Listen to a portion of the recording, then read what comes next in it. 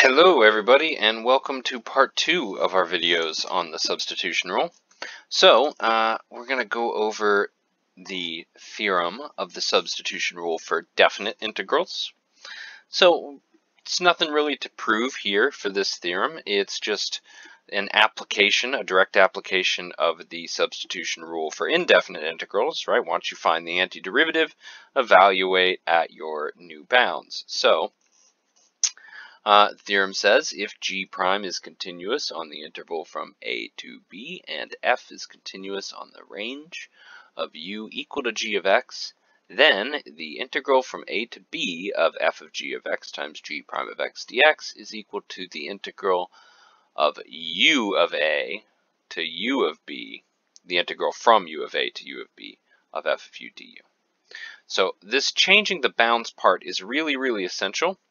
And a lot of students I find have a bad habit of not changing the bounds and making mistakes because of it, because you might plug in the wrong numbers at the end. So we're going to look at a particular example. I've typed this one out ahead of time because we're going to look at some graphs and want to make sure everything is laid out real clear. So we're looking at the integral from 0 to pi over 2 of sine of 2x dx. So this is a pretty basic substitution problem. Let u equal 2x, then du equals 2 dx, du over 2 then equals dx. Now if we evaluate our new bounds, u of 0 is just 0. That when I plug in x equals 0 here, 2 times 0 is 0. And u of pi over 2 is 2 times pi over 2, which is just pi. So using this theorem, we get the integral from 0 to pi over 2 of sine of 2x dx is equal to the integral from 0 to pi of 1/2 sine of u du, right? When we replace dx, we got du over 2. That's 1/2 times du. And now when we integrate this, the antiderivative of sine is negative cosine, so that's 1/2 times negative cosine of u, evaluated from 0 to pi. So I pulled the negative out in front here. It's negative 1/2 times cosine of pi minus cosine of 0. Cosine of pi is negative 1, cosine of 0 is 1. So inside here we have negative 1 minus 1, that's negative 2, times negative 1/2, that's positive 1. Okay, so let's look at these two graphs here. So this is the graph of y equals sine of 2x. So if we look at the space under the curve here,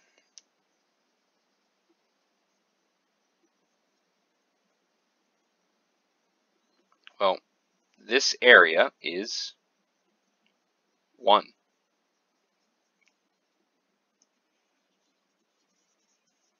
All right. Now, what happens when we change this function from sine of 2x to sine of u is that the graph stretches out horizontally, right? The period actually is going to get twice as long, right? So, or I should say, well, yeah, from sine of 2x to sine of u, the period is going to be twice as long. Of course, this new axis is the u-axis.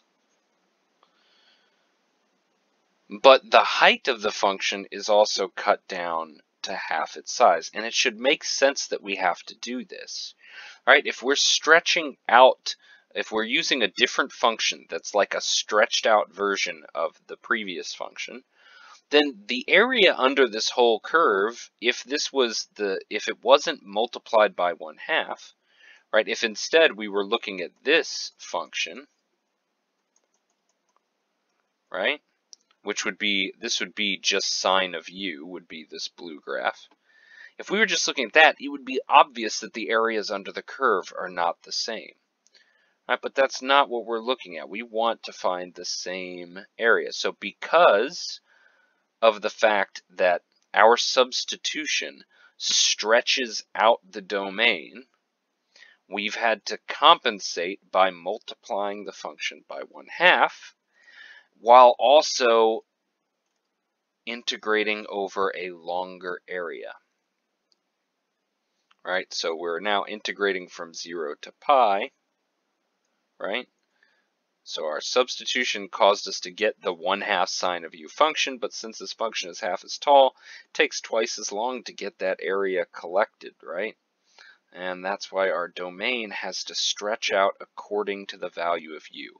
That's why these bounds must change. They cannot stay the same as the original bounds. So just make sure you don't make that mistake. It's a really common mistake for students to make. All right, now let's take a look at another example. Now this example, I'm going to go ahead and do this one 2 ways. So sorry about that. Let me just get refocused here. Okay, so I'm going to do this one 2 ways, slightly different approaches. Now, sometimes it's annoying to calculate the new bounds, right? In this case, the new bounds are really easy. It's not always so easy.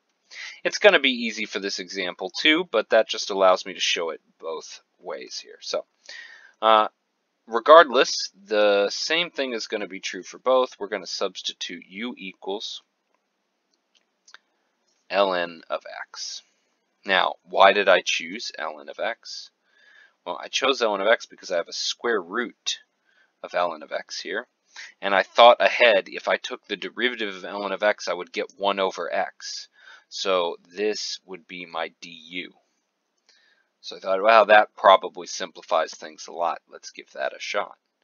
So du equals 1 over x dx. Now, for my first method, I'm going to change my bounds. So my integral will become the integral of du over the square root of u to the 3rd power. Now, if I evaluate u evaluated at e, that's ln of e, which is just 1. And if I evaluate u at e to the 4th, that's ln of e to the 4th, which is just 4. So my bounds change from 1 to 4.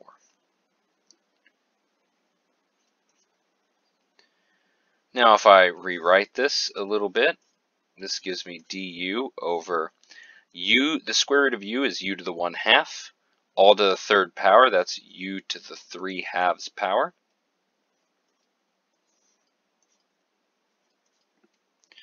Now if I move this up into my numerator, this becomes u to the negative 3/2 du.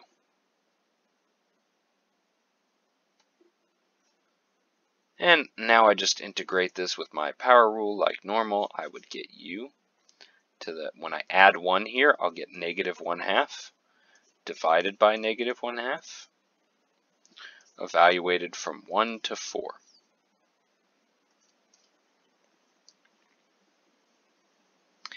Now, dividing by negative 1/2 is multiplying by negative 2. And I can write u to the negative 1/2 power as 1 over the square root of u, and evaluate this from 1 to 4. So that becomes negative 2 over the square root of 4 minus negative 2 over the square root of 1.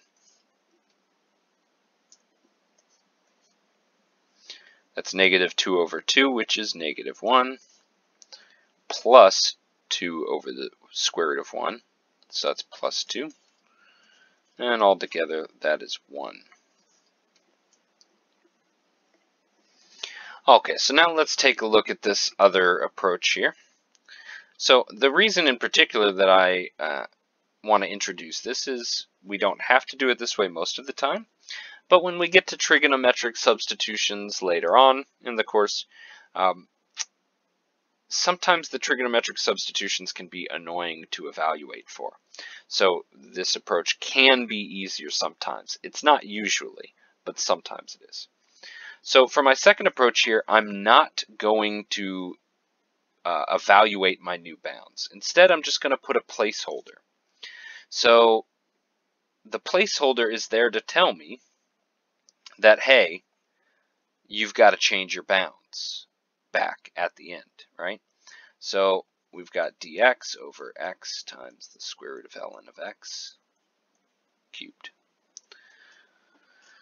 So let's say I do my substitution and I get du over u to the 3/2 power, just like I did before. But instead of evaluating my endpoints, I just said, well, I don't know what these are going to be, but let's call it alpha and beta, just so that I don't think that my bounds are e and e to the 4th power, so that I'm forced to deal with this later on. So if you want to use placeholders, that's fine with me, as long as you actually write something here. Do not write the same bounds you had before. That I will penalize a student for. Okay, so this becomes the integral from alpha to beta of u to the negative 3/2 du.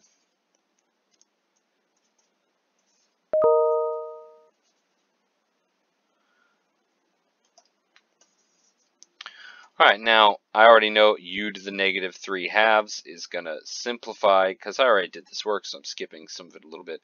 It's going to become -2 times u to the negative 1/2, evaluated from alpha to beta. But I don't want to evaluate it in terms of u because I don't know what alpha and beta are. So I'm going to change my substitution back to my original variable. That's -2 times. Now what's my u? My u was ln of x. So -2 times ln of x to the negative 1/2 power, evaluated. And now since I've switched back to my variable of x, I can switch back to my original bounds. So this becomes -2 over the square root of ln of x, evaluated from e to e to the 4th. That's -2 over the square root of ln of e to the 4th, minus -2 over the square root of ln of e.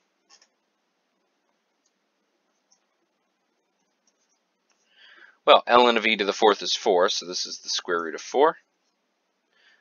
Negative becomes positive, and ln of e is 1, so that's the square root of 1.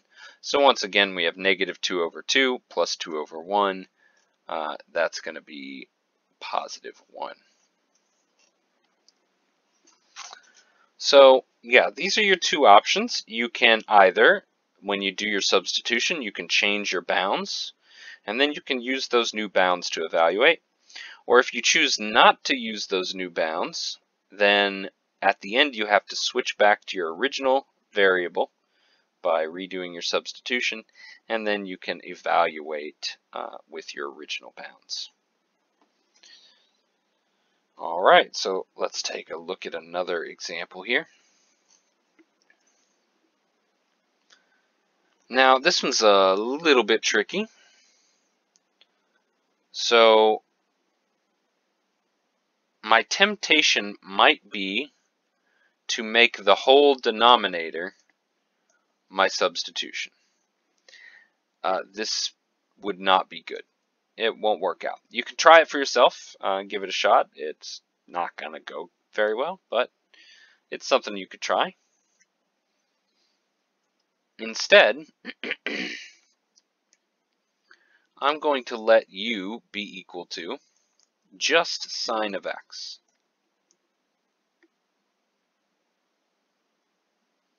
Now I did that because I know then that du will be cosine of x dx, which takes care of my numerator. What else do I know?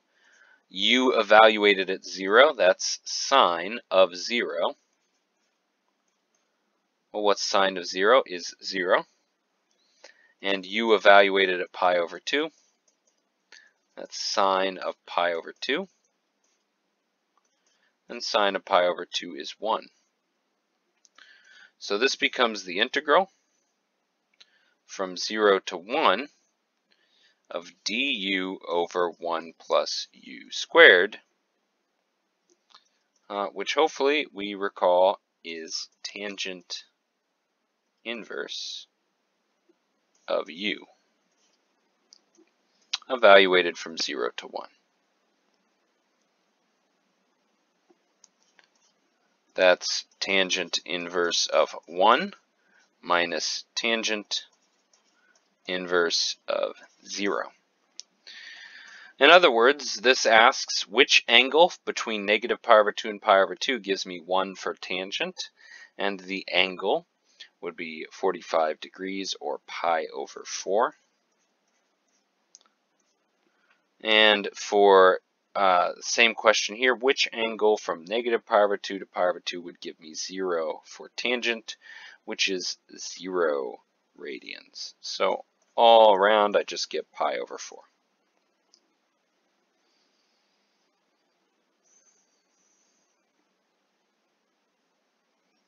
All right.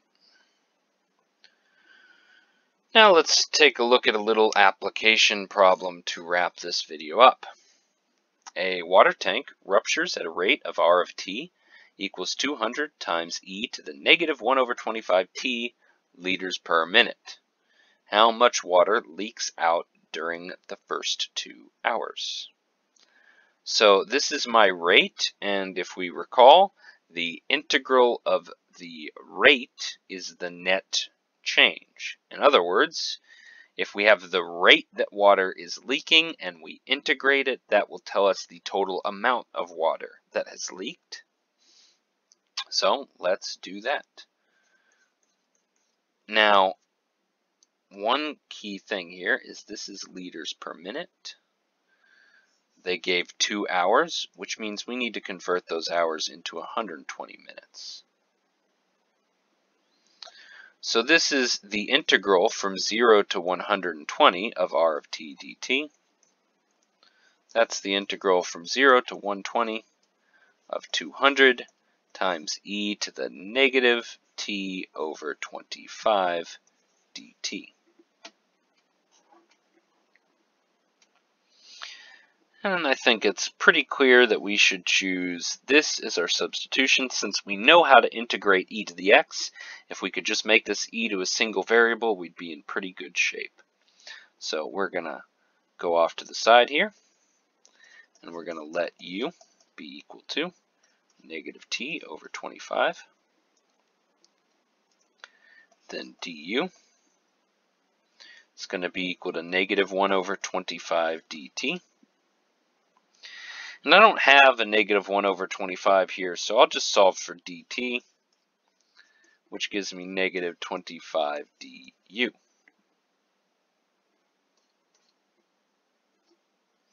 So this becomes 200 times e to the u times negative 25 du.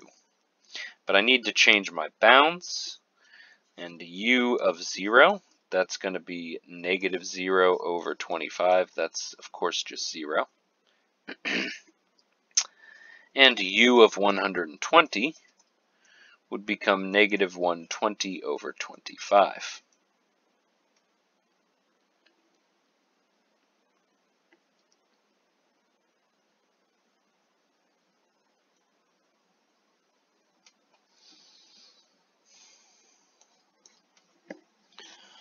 Alright, so now I want to take my constants out in front. Oh, I forgot to write my bounds. That's from 0 to negative 120 over 25.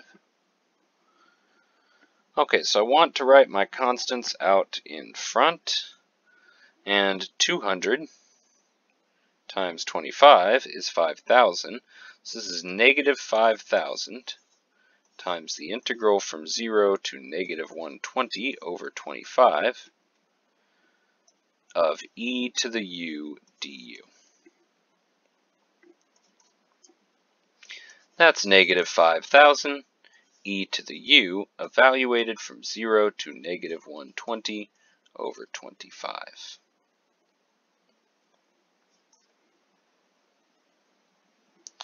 That's negative 5,000 times e to the negative 120 over 25 minus e to the 0.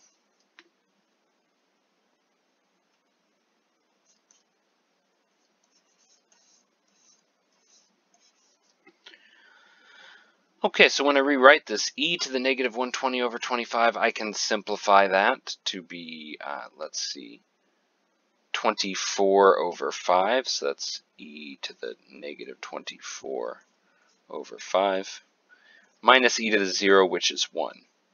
Now this is an exact answer, and really pretty appropriate for it to be left in this form. But, you know, oftentimes you're going to want an approximation of that, so let's just see what we get for our approximation. Excuse me while I apply my calculator.